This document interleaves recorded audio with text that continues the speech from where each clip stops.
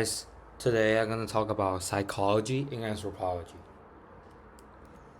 So I'm going to go through Fred's theory, Carl Jung's theory, Alfred Adler's theory, Maslow's theory, and in addition, I'm going to talk about cognitive psychology and design and great experiments in psychology. So Fred, he was born in 1856 and died in 1939 in London, and his main working location is Vienna. He's a psychologist and he established psychoanalysis. His core idea is most of the human behavior is not decided by reason but controlled by subconscious. He has six main contributions to the psychology field. First, he proposed free association, which is basically encourage patients to speak freely about whatever comes to mind without organizing the words. And it reveals deep subconscious issue, which enable them to search for the function of the psychology therapy. Uh, Dream analysis is a method used to interpret unconscious thoughts through dreams. Therapists can uncover repressed emotions or unresolved issues.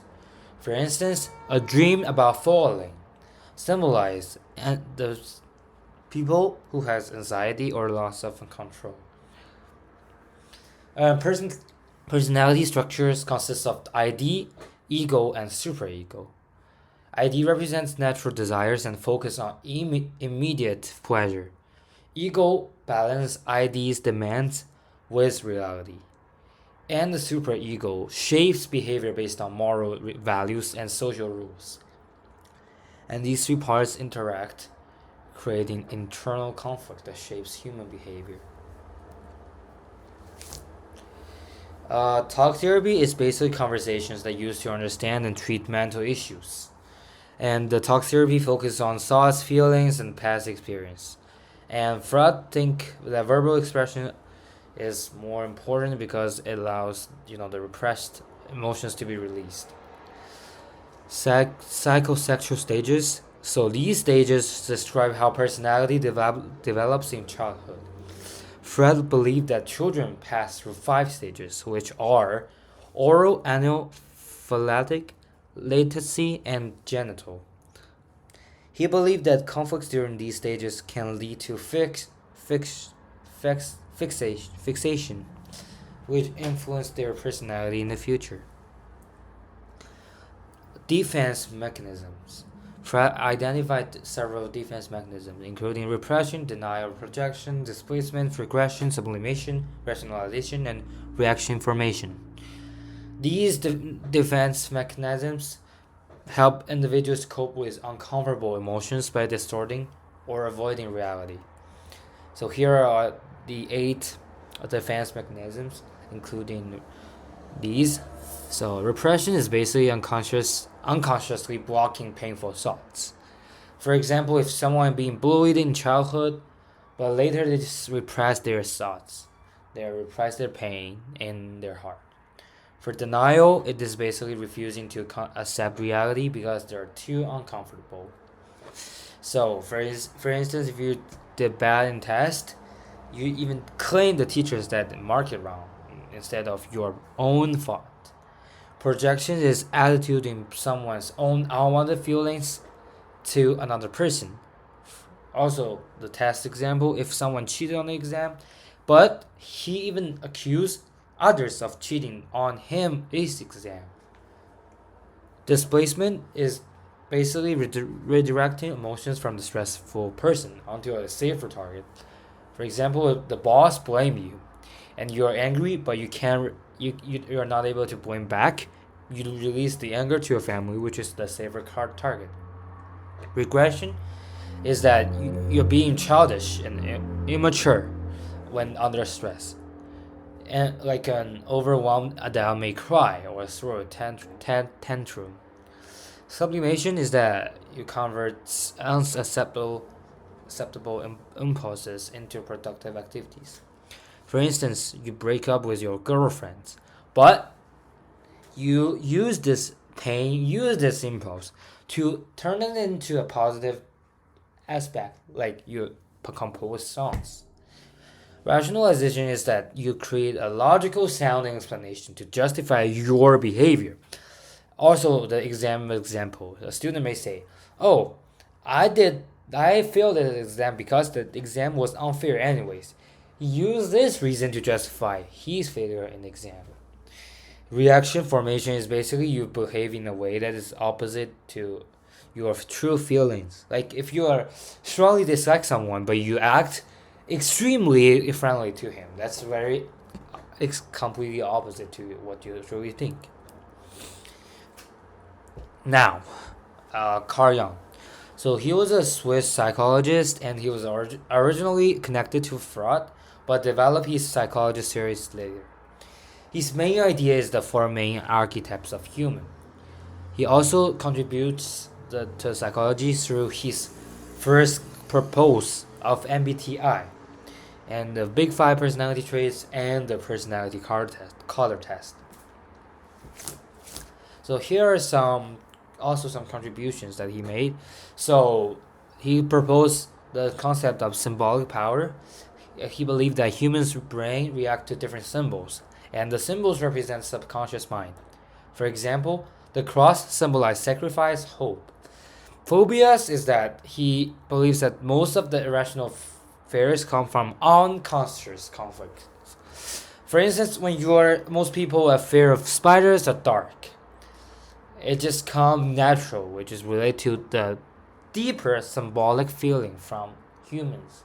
Like in during the past, the spiders is a very dangerous things to sometimes may hurt human. So throughout these years, throughout the evolution, human learn to fear spiders. The 12-step program. It is not proposed by him, but he inspired the 12-step program. So he thinks that addiction is not only about physical, it also is a psychological and spiritual problem. Like some addictions, to drugs, to alcohol, to whatever, it comes from inner emptiness and emotion suffering. And lastly, genetic memory. So he thinks that humans share some deep structure regardless of culture. Like no matter which culture you're in, no matter which country you're from, humans can naturally understand some symbols. And this is the four main archetypes that he proposed. So first is persona. It is the social mask people show to others. For instance, a student who is very exhausted but still pretend to be outgoing and happy at school in front of his friends. Shadow. It is basically the hidden side of personality that people are not willing to admit. Usually comes from the painful experience. So, like, if the parents argue in their kid's childhood, the child repressed the need for love, right? So when he grow up, he does not want to pursue love because he has the shadow of not willing to see the love. Anima animus. Anima is the female side of the man, and animus is actually the male side of the woman. And example is that the boy usually looks strong, but he is very sensitive in emotions, but he doesn't show in front of others. That is anima, the self. The combined version of the first three archetypes, which is your unified and complete personality. For instance, you just accept and integrate all your strengths and weakness, and you're not gonna avoid dark side. So you live in like basically a combined archetypes, your true personalities. Here are the most important part, which is the MBTI that Carl Jung proposed. He classified people into different personalities, and the personalities are divided in four categories. I versus E, which is introverted versus extroverted. N versus S, intuitive versus sensors. T versus F, thinker versus feeler. And P over J. P versus J, which is perceiver over judger. And they are randomly organized to become 16 MBTIs. Here are the five big personality traits. So the five traits are openness, conscientiousness, extraversion, agreeableness, and neuroticism. The Big Five does not divide people into categories. Instead, it measures personality on a scale. So many psychologists think that it is more scientific and accurate because it is more flexible. Here are the color tests. So there are four different colors and symbolize four different personality. So the blue symbolizes emotional, caring, and loyal. Red symbolizes competitive, strong leadership, action oriented. Green symbolizes analytical, logical, and independent. And yellow symbolizes energetic, creative, and social. Okay, let's move on to Alfred Adler. He's an Austrian psychologist. Also worked with Fred, but due to disagreements, he established his own individual psychology. His main theory is inferiority and superiority complex, and he also proposed the Adrian therapeutic model. So inferiority complex is that basically everyone experiences a feeling of inferiority.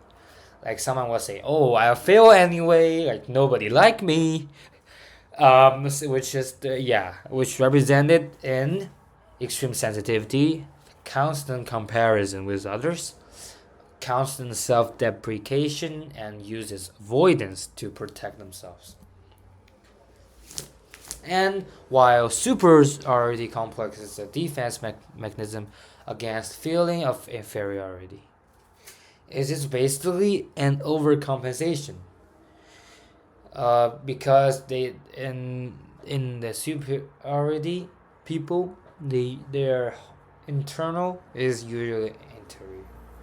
So which represented with for extreme ostentation, extreme arrogance, looking down on others, a need to win at all costs, and a need to prove one's own superiority.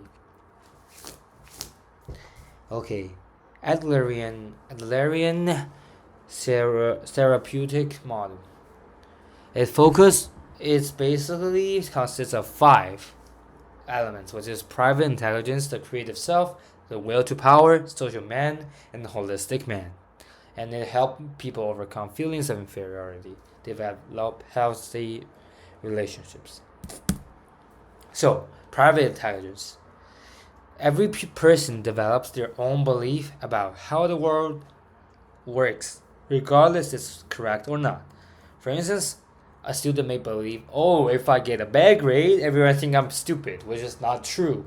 But he think it like that way. He view the world like that way. The creative self is that humans are not being shaped by environment, but can create their own personality and their own life path, their own lifestyle. Also, like on the same situations that two students fail the math test, one student gave up and think, oh, I'm just bad at math. And the other student studied harder and improved. So their lifestyle is different because they choose their own way to treat this situation. The will to power is actually people naturally want to overcome their weakness and improve themselves. For instance, a short basketball player practices every day or harder than the regular basketball player because he wants to become better and prove himself. Social man. So Adler believed that humans are social beings, not isolated individuals. So human needs socialization. So students feel happier and more confident after joining a school club and making close friends. Holistic man is that Adler believed a person is a whole system, not just separate parts.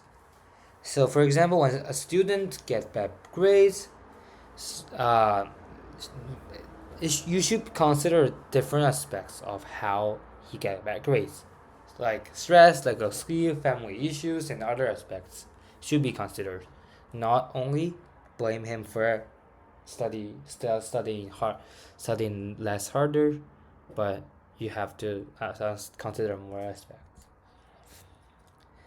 Maslow, he proposed the hier- hierarchy of needs, which can be divided into. Okay, so I'll start from the lowest to the highest because the lowest is the basic needs. So psychological needs is the most basic demand of humans, like food and water. Safety needs is mainly about health, stable job, and safety. Love and belonging is that human needs a sense of belonging, like family, friends, love. Esteem needs is that it includes that the social status and accomplishment and self actualization is the highest level of needs, achieving one's potential. But there is one thing to be aware of. Each lower needs should be satisfied before achieving to a higher needs. Like the psychological needs should be satisfied before you want to pursue the safety needs. That and so on. So let's see some examples of hierarchy. So in terms of education, students' basic needs should be satisfied before moving on, like what I said just before. So the basic needs ensuring them not to starve or even like not thirsty, like the basic food and drinks. And then student safety should be guaranteed at school as well, including ensuring them not to be bullied. And the students' mental health, social life, and their connection to the teacher should be satisfied too. To maintain their healthy relationship. And then moving on to the fourth one, students need to be recognized, feeling a sense of belonging, achievement, and being respected. That's their self-esteem.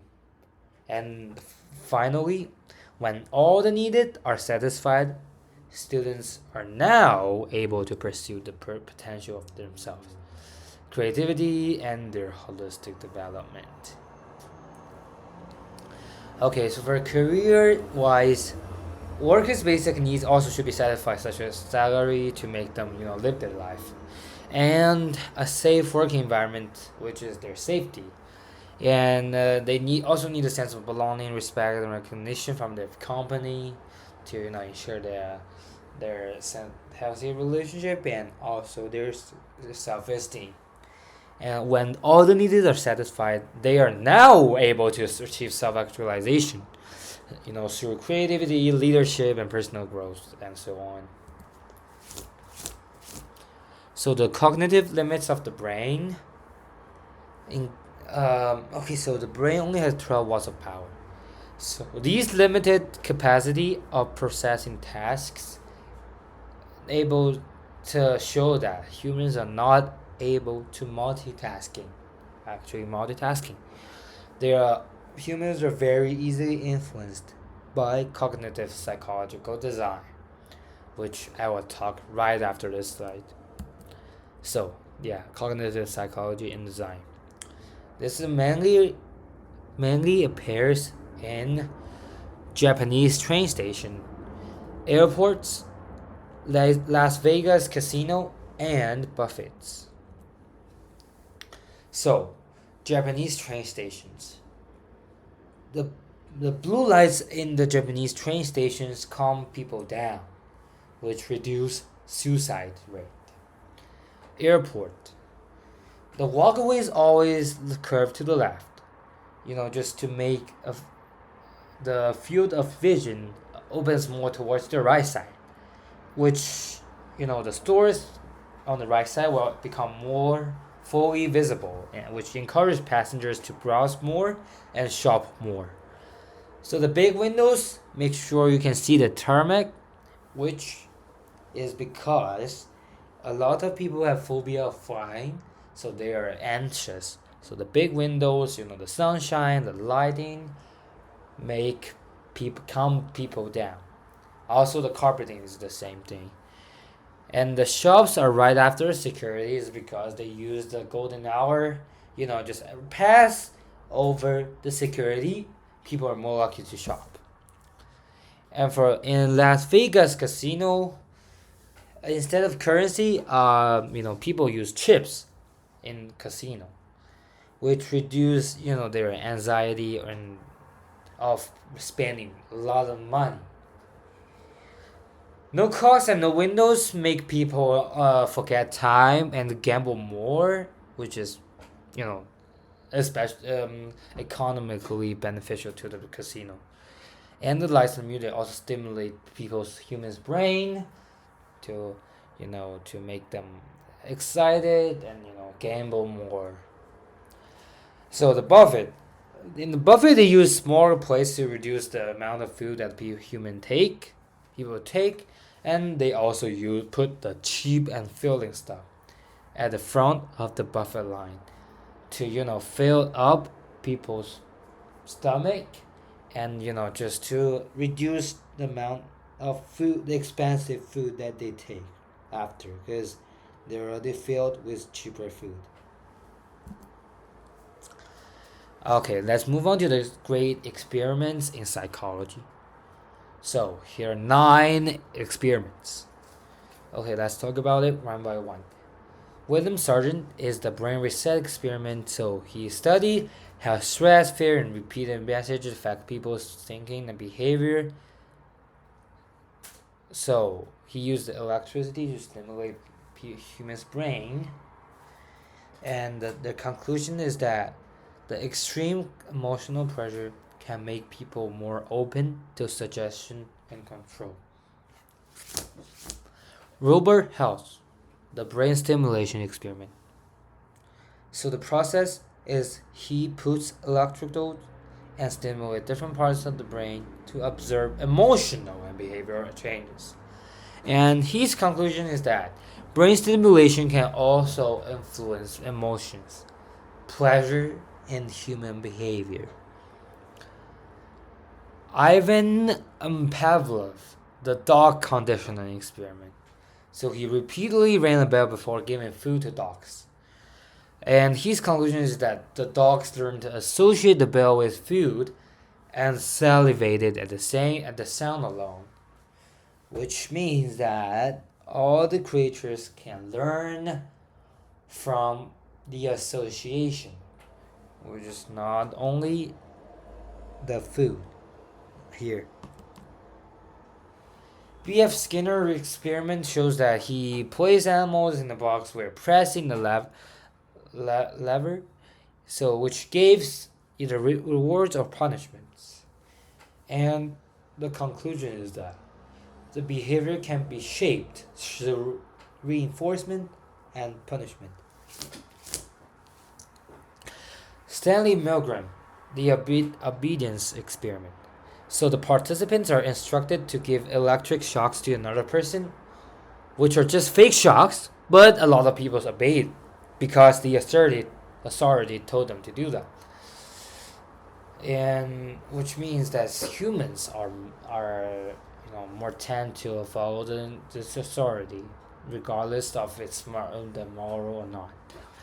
So John B. Weston is the little bird experiment. So every time a little bird was touching the rat, Weston paired with a loud annoying noise, and the Albert gradually learned to fear rats when hearing loud noise. The conclusion is that the experiment showed that fear can be learned through classical conditioning. Let's move on to the monkey experiment. So Harlow did the experiment, and he gave baby monkeys 2 fake mothers. One made of wire with food, and the one is with soft cloth, but without food. But it turns out that monkeys are hugging the cloth mom, which shows that human needs the accompanies and warmth. The Masio is that the brain stimulation experiment. So he studied a patient with damage in the emotional areas of the brain. And it turns out that they're usually hard to make easy decisions. That's the most obvious aspect. So the conclusion is that emotions are important for decision making, not just logic. And finally, the Babel doll experiment.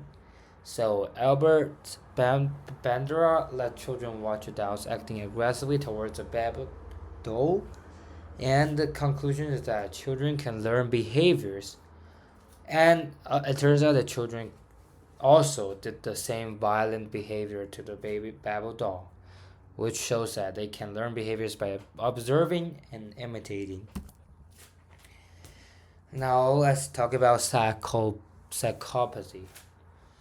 which there are four traits of psychopathy. First one is lack of empathy, which is lack of emotions, unable to feel others' pain and relate others' feelings. Also, lack of guilt, so they never feel guilt about their own mistakes, and they are pretty much manipulative because they are taking advantage of others. Also, they're risk taking because they prefer taking risks. So the relation to evolution is that lack of empathy, it makes the human easier to kill the enemy to make them survive. Lack of guilt means that they can be more decisive while making decisions. Well, so they can avoid a lot of dangers. Manipulative, which allows them to obtain more resources and food and anything that makes them survive. And risk taking, they tend to be more adventurous. They can just get more methods. The relation to 2008 financial crisis is that lack of empathy, which represented in an extreme desire for getting more profit. Lack of guilt, which shows that a lot of people at the time are self-centered, so they don't care about others' loss, only care about his own benefits. Manipulated traits represented in they sell risky loans as safe, and they mislead consumers to manipulate them to get more profits. And also they use high risk investment for getting more profit to themselves, which which happens a lot in 2008 financial crisis. Thank you.